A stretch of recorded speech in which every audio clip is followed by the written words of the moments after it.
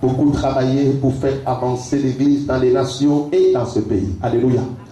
Ce sont des ouvriers de la première heure dans ce pays. Et ce sont eux qui ont commencé l'Église Bethany.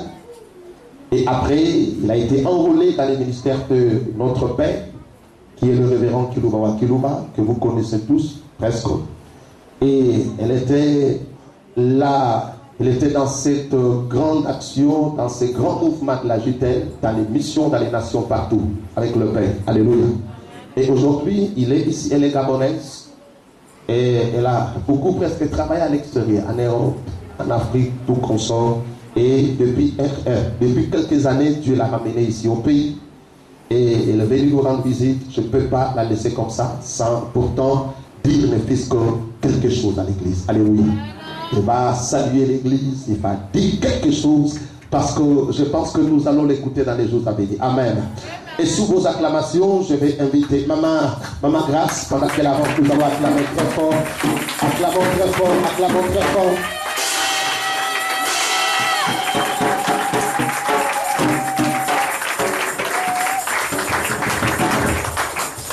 Asseyez-vous s'il vous plaît.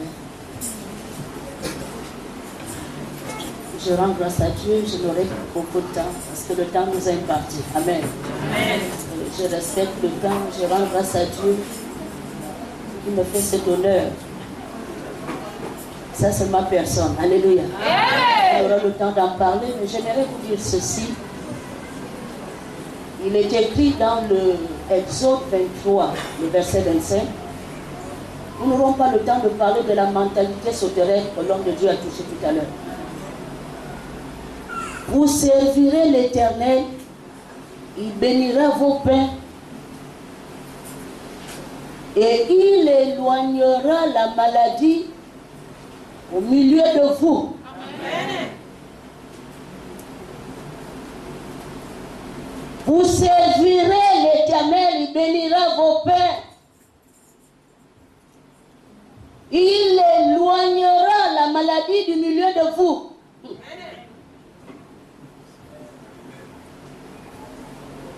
J'aimerais vous parler du service. Je vous dis bonjour avec le service. Amen. Je ne parle pas du service de la tête. On sert Dieu, esprit, âme et corps. Et le service est un sacrifice. Je sais de quoi je parle. Amen. Il a dit aussi dans le psaume 82, le verset 6,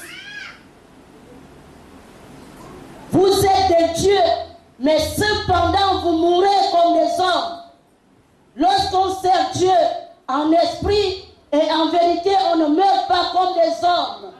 Vous n'êtes pas des êtres humains, vous êtes des êtres surnaturels.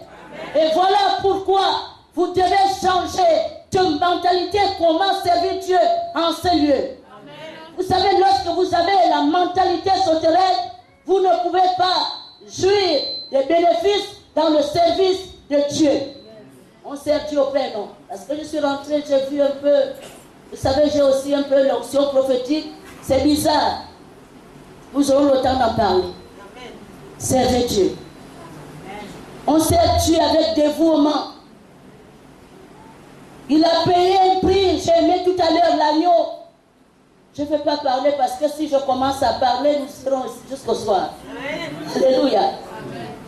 Servez Dieu en ce lieu. Je sais de quoi je parle. Il y a des bénéfices lorsqu'on sert Dieu. Josué et Caleb avaient servi Dieu. Ils n'avaient pas la mentalité souterraine. Beaucoup sont morts au désert. Attention, ne mourrez pas. Amen. Que Dieu vous bénisse. Amen. Alléluia. Vous savez, ceux qui ont les oreilles, ceux qui ont l'esprit pour saisir le message de l'esprit, ils ont compris. Alléluia. Il n'y a pas autre chose qui dépasse le service de Dieu. Et quand on sert Dieu, il faut le servir de tout votre cœur, de toute votre âme et de tout votre corps. Alléluia. Il ne faut pas faire le 50-50. Non, je sers Dieu un peu, je veux aussi servir moi-même. Non. Quand vous le faites, vous allez mourir. Je vous dis la vérité. Alléluia. Quand je parle de la mort, je ne parle pas de la mort physique, mais je parle de la mort spirituelle. Et la mort spirituelle, ça peut aussi affecter votre vie. Au lieu que les choses avancent, et vous allez voir que les choses n'avancent plus dans votre vie. Pourquoi? Parce qu'il vous manque de la puissance qui va faire en sorte que des choses qui étaient destinées dans votre vie ne puissent pas se manifester. Parce que n'oublions pas, c'est le spirituel qui contrôle le physique. J'ai souvent l'habitude de le dire ici. Quand ça bouge sur le plan spirituel, maman, tu ne vas pas forcer des choses. Quand ça bouge sur le plan spirituel, tu fais des actions et le mouvement que tu vas faire produira des résultats positifs. Amen. Alléluia. Amen. C'est comme une voiture. Vous savez, quand une voiture, le moteur n'est plus bien, ou bien quand il y a des choses qui ne vont pas dans la voiture, qu'est-ce qu'il faut faire? Il faut maintenant commencer à faire quoi? À pousser. Pour pousser. Et surtout lorsque c'est les démarrés. Les démarrés. Vous savez, les démarrés dans la vie d'un enfant de Dieu, c'est le Saint-Esprit. Celui qui démarre tout, celui qui déclenche tout. Maintenant, si le Saint-Esprit il est là, il te regarde. Et tu fais tes choses seul, sans pourtant l'aide du Saint-Esprit, ça devient difficile. Et c'est là où vous voyez, il y a beaucoup qui se rendent compte, c'est comme si la vie est devenue difficile. Les choses qui devaient être faciles pour elle ou bien pour lui, ça devient facile pour elle, ça devient difficile autant pour moi. Pourquoi? Parce que le Saint-Esprit ne t'accompagne plus. Il ne t'accompagne plus. Pourquoi? Parce que tu ne serves plus l'Éternel de tout votre cœur. Oh, laisse-moi vous dire, la Bible nous dit que celui qui me sert, le Père l'honorera. Alléluia. Dieu n'a pas dit que celui qui me prie, ou bien celui qui vient me demander à chaque fois, donne-moi. Non, non. Il y a une dimension spirituelle dans la vie chrétienne. Lorsque quelqu'un rentre dans le monde du service, non, ce n'est plus toi qui travaille, mais c'est Dieu qui travaille avec toi. Comme il travaille avec toi, il s'occupe de tes besoins. Il s'occupe de tes problèmes. Il s'occupe de tes situations. Alléluia. Je vois que l'autre clim là, ça ne fonctionne plus bien. L'autre là, ça ne fait plus bien. Papa, mais est-ce qu'on peut ouvrir ici? Parce que là-bas, je vois, c'est comme ça ne fonctionne plus bien. Il fait chaud là-bas, n'est-ce pas? Ça chauffe quand même là-bas, n'est-ce pas, non? Oui, parce que là-bas, ça ne donne plus bien. Il y a une opération qu'on avait lancée, qu'on devait changer ça. Alléluia. Gloire à notre Dieu. Vous savez, l'église a toujours des besoins. L'église a toujours des besoins. Qu'on veuille ou pas, l'église a toujours des besoins. On a des énormes besoins ici. Mais le Seigneur va nous aider. Amen. Gloire à notre Dieu. Est-ce qu'on peut acclamer très fort Jésus? Alléluia. Alléluia. Oh, c'est merveilleux. Vous savez, quand j'ai compris ces choses, quand j'ai compris qu'il faut se mettre au service de Dieu, je me suis donné ce que j'avais, les diplômes que j'avais, tout ce que j'avais. J'ai donné à Dieu ma sagesse. J'ai donné à Dieu mon intelligence. Alléluia. Et je suis sûr et certain que mon avenir sera un avenir meilleur. Alléluia.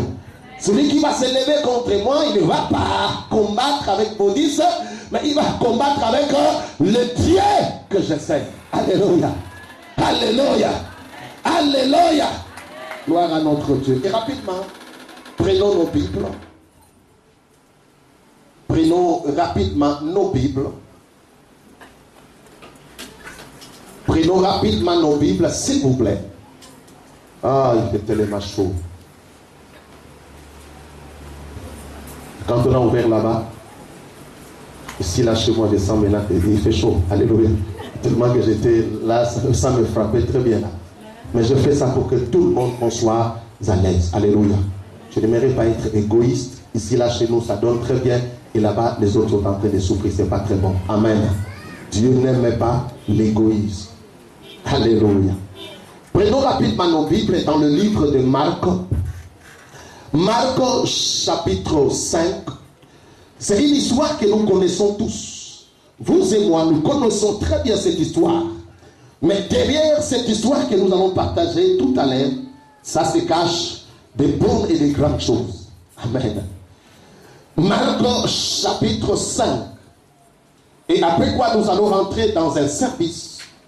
Et ce service que nous allons faire ce matin dans ce lieu, ça va faire asseoir un homme ou une femme sur son trône. Alléluia. Parce que nous sommes en train de travailler. Derrière chaque thème, il y a une action qui doit se faire. Et cette action qui va se faire va stabiliser un homme. Ça va stabiliser une femme qui est ici présente dans cette salle. Alléluia. Seulement ne soyez pas distraits. Alléluia. Gloire à notre Dieu. Et je bénis le Seigneur notre Dieu pour son serviteur, le révérend Christ, qui nous a transporté et il nous a amené depuis vendredi et hier. Mais aujourd'hui, il nous a parlé de quelque chose de très important sur le service. Et nous voyons une fois de plus encore sa servante qui est Maman Grâce. Elle est venue une fois de plus nous parler de la même chose sur l'esprit du service. Alléluia. Mais ce matin, le Seigneur, il a quelque chose qu'il veut vous communiquer. Voilà pourquoi, comme je l'ai demandé tout à l'heure, que chacun de nous prend sa Bible dans les livres de Marc. L'évangile, c'est le Marc. Je vais commencer par le verset 24 jusqu'au verset 34. C'est une histoire que vous et moi nous connaissons. Ceux qui ont l'habitude de lire la parole de Dieu, tous ensemble nous connaissons cette histoire. Mais derrière cette histoire, ça se cache des leçons spirituelles. Et ces leçons-là peuvent vous transporter et vous faire asseoir sur votre trône. Alléluia. Parce que chacun de nous a un trône. Tu as un trône. Nous avons un trône. Mais tu ne peux pas t'asseoir sur ce trône aussi longtemps que tu négliges certaines choses. Alléluia. Alléluia. Lorsque nous négligeons certaines choses, c'est difficile pour que nous puissions s'asseoir exactement sur nos trônes. Parce que le trône, comme je le disais tantôt, le trône c'est votre avenir. Le trône, c'est ce que Dieu avait destiné, qui devait se réaliser dans votre vie tout au long de votre séjour ici sur la terre. Alléluia. Je peux donner l'exemple de Joseph. Nous connaissons tous l'exemple de Joseph. Joseph, il avait un trône que lui-même ne savait pas. Un jour, il dormait. Pendant qu'il dormait, la Bible nous dit que Joseph a fait un songe. Mais lui ne savait pas que le songe qu'il avait fait, c'était la chose que Dieu avait décidé qui devait s'accomplir, qui devait se réaliser dans sa vie.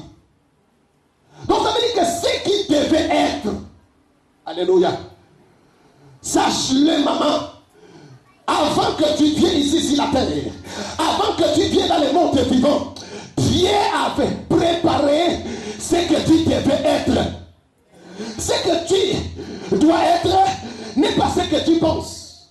Non, moi j'ai vu des gens penser être le président de la République, mais ils sont morts. Ils sont morts en étant des opposants. Ils ont rêvé. Avoir un rêve, c'est une chose. Mais être dans le plan de Dieu, c'est une autre chose. Avoir les rêves, c'est une chose. Mais devenir ce que Dieu a prévu pour votre vie, c'est une autre chose. Non, la Bible a si bien dit que c'est l'homme qui forme les projets. Qui forme les projets de voyager, d'aller en France. Mais c'est l'Éternel qui doit décider. Si Dieu n'a pas décidé, quels que soient les moyens que tu peux avoir, vous n'allez jamais fouler votre pied dans ce pays-là. Alléluia. J'ai vu des gens qui ont décidé, ils ont dit que non, moi j'aurai seulement des enfants, mais ils ont fini par avoir 5, 6, 7, 8, 9, 10 enfants. Alléluia. Parce que c'est ça que Dieu a décidé. C'est ça que Dieu a décidé. Lorsque tu grandissais, je me souviens, je me disais toujours que moi, je vais être ceci, je vais être cela. Mais aujourd'hui, toute ma vie, presque je le fais en étant prédicateur de l'évangile. Alléluia. Amen. Alléluia. Amen. Bien-aimé, nous sommes ce que Dieu a dit que nous sommes.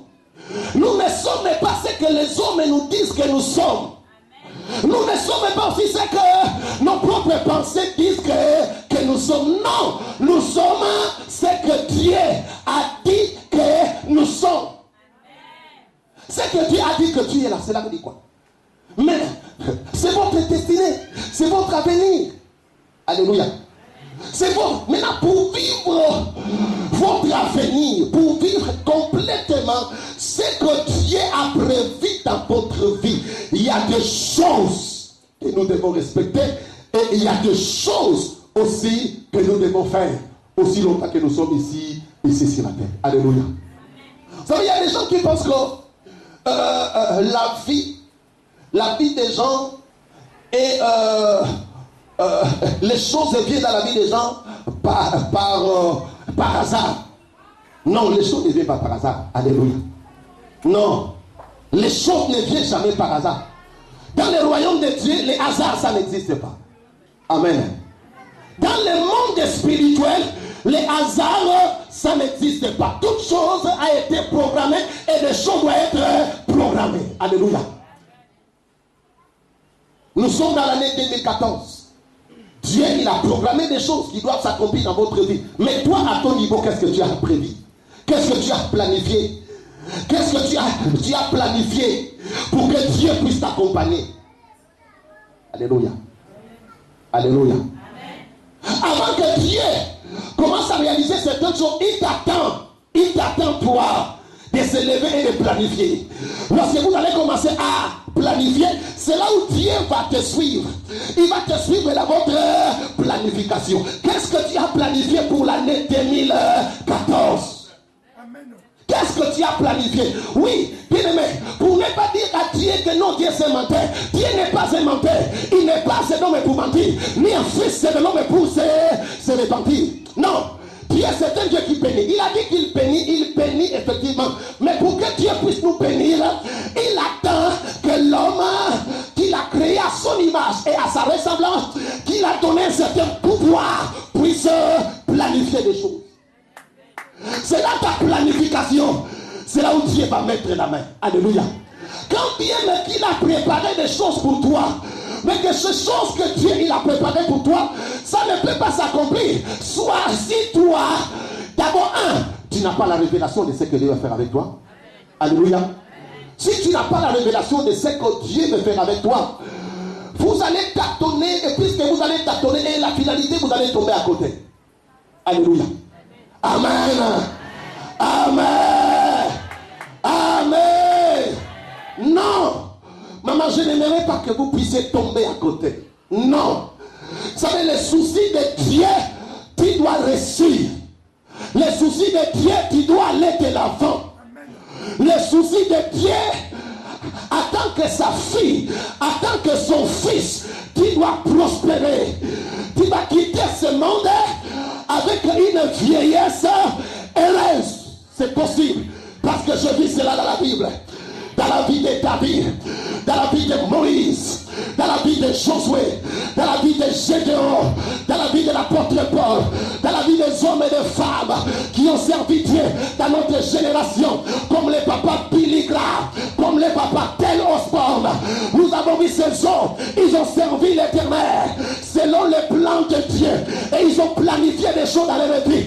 Quand ils ont planifié des choses dans leur vie, Dieu les a... Alléluia. Dieu les a soutenus. Et ces hommes et ces femmes, ils ont vécu des choses que Dieu voulait réaliser dans leur vie. Alléluia. C'est la même chose de ce qui va se passer dans votre vie. Alléluia. Mais quitte à toi que rien que ton esprit s'ouvre pour que vous puissiez savoir quel est le plan que Dieu il a pour ta vie. Qu'est-ce que Dieu veut faire avec toi? C'est là où vous voyez quand la Bible dit que mon peuple est péri parce qu'il lui manque la connaissance. Vous savez, quelle connaissance dont Dieu parle? Dieu ne parle pas de connaissance du fait de connaître un verset ou bien de mémoriser un verset biblique. Non, ce n'est pas cette dimension-là. Lorsque Dieu dit mon peuple périt parce qu'il lui manque la connaissance, parce que beaucoup, nous sommes ici sur la terre, on n'a pas la révélation exacte du plan de Dieu par rapport à nos vies. Vous savez, il y a des gens qui se lèvent le matin. La première chose qu'ils pensent, c'est maman, c'est que je vais manger. Alléluia. C'est que je vais faire. Voilà. Et ils se limitent seulement à ce niveau-là. Alléluia. Et les années ne font que passer.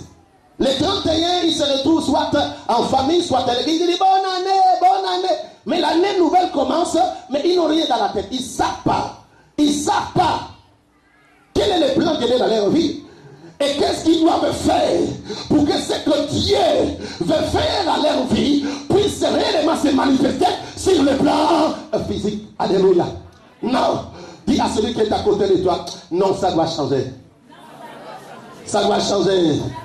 Non, les choses doivent changer dans ma vie. Les choses commencent à changer d'abord dans votre tête. Alléluia. Parce que c'est la tête. C'est la tête qui conduit tout. Si dans la tête il n'y a rien, effectivement, et vous allez voir qu'il y aura aussi rien qui va se produire. Mais si dans la tête il y a déjà quelque chose, non, bien aimé, le pied va suivre la tête, les mains vont suivre la tête, le corps va suivre la tête. Pourquoi? Parce que la tête, c'est celui qui dirige, c'est celle qui dirige la vie de l'homme. Alléluia. Est-ce que je parle à quelqu'un? Est-ce que je parle à quelqu'un? C'est là où vous avez entendu combien de fois Jésus il a dit aux hommes et aux femmes qu'il avait accepté comme Seigneur et Sauveur. Il les a dit que non, demeurez. Comme vous m'avez accepté, demeurez maintenant. Demeurez. Vous devez vous asseoir. Alléluia. Il dit vous devez vous asseoir. Lorsque vous allez vous asseoir, c'est là où vos yeux vont s'ouvrir. Vous allez découvrir la vérité. Vous allez connaître la vérité. Quelle vérité dont tu dois connaître? Tu dois connaître ce que Dieu a planifié par rapport à votre vie. Aïe, aïe, aïe, ça c'est une dimension que beaucoup ne comprennent pas. Non. Regarde. Il n'y a pas autre chose qui déclenche des choses dans la vie d'un homme si ce n'est de connaître le plan de Dieu.